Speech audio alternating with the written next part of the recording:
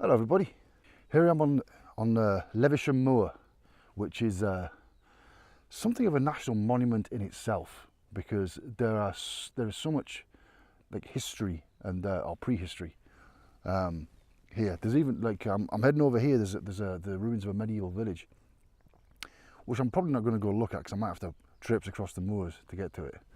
But you can see some tumulus over there, which is like an old either iron or bronze age, iron age or bronze age earthwork. So that was either a boundary marker or part of the wall of a village. And this Levisham Moor is absolutely riddled with these old earthworks from iron age and bronze age earthworks and burial mounds. This is the bridleway I'm following, if the camera will focus.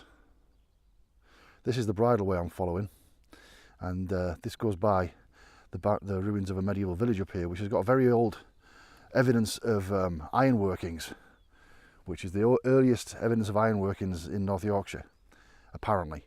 I'm not sure I'm going to go to look at it, because I think I might have to cross this moorland to get to it, which is obviously going to be rough going.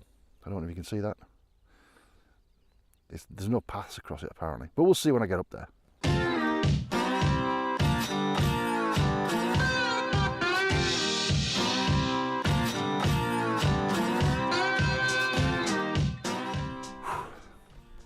Well, I'm at the top of the hill, and over here is the ruins of that medieval settlement. So that is an old village.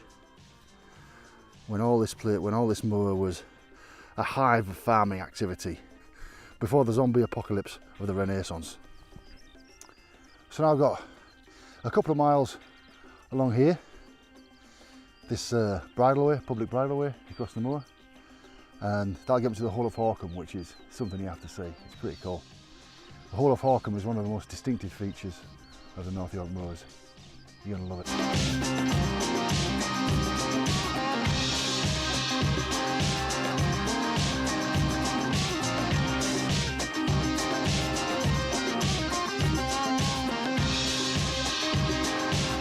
Something you see a lot of on the moors are these burnt areas of heather. You can see an old patch of burned heather over here, and there's a freshly burned one, or fairly recently burned one here, and one over there as well. You can see the difference with heather next to it. And the reason this is done is because these moors are basically factories for grouse, so that I guess it's in the summer, in the late summer, the grouse shooters can come up. The rich people can come here and shoot grouse. So you've got these vast swathes of land purely for one thing, which is basically baited hunting. It's not, you can't really call it hunting. They're just shooting birds and then eating them.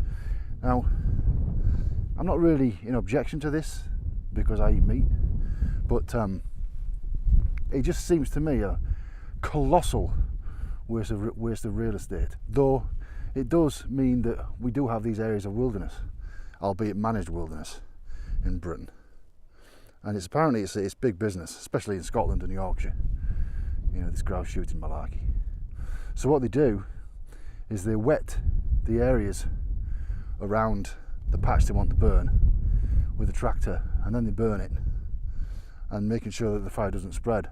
And the reason they burn it is so the grouse, like you can see down here, the little green shoots, let me zoom in so you can see it.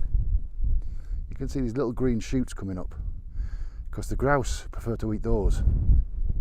It's quite interesting.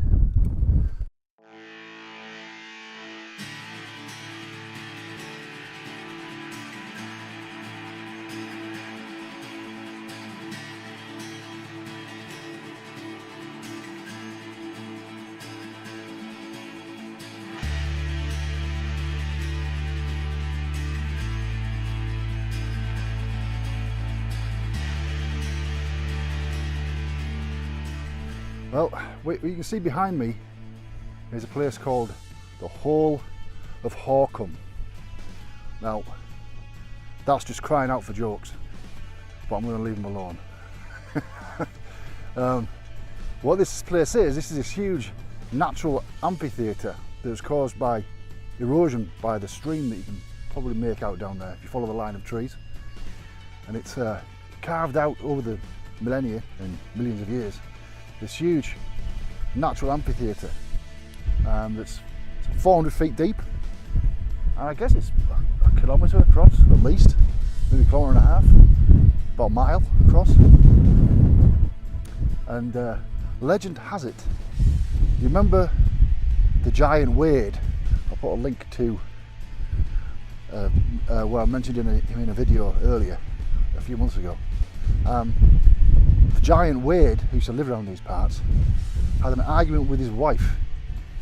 So he scooped up a fistful of earth and threw it at her, because, you know, it was okay to beat your wife back in the day, wasn't it?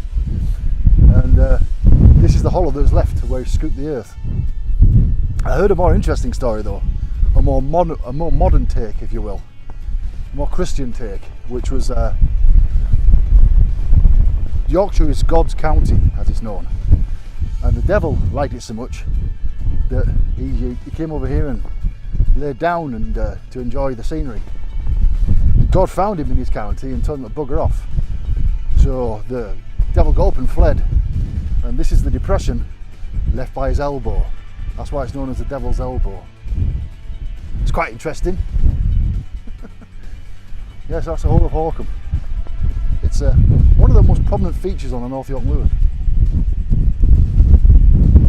Look at that little farm down there, isn't that cool? There's no roads to it, there's only tracks to it. Awesome.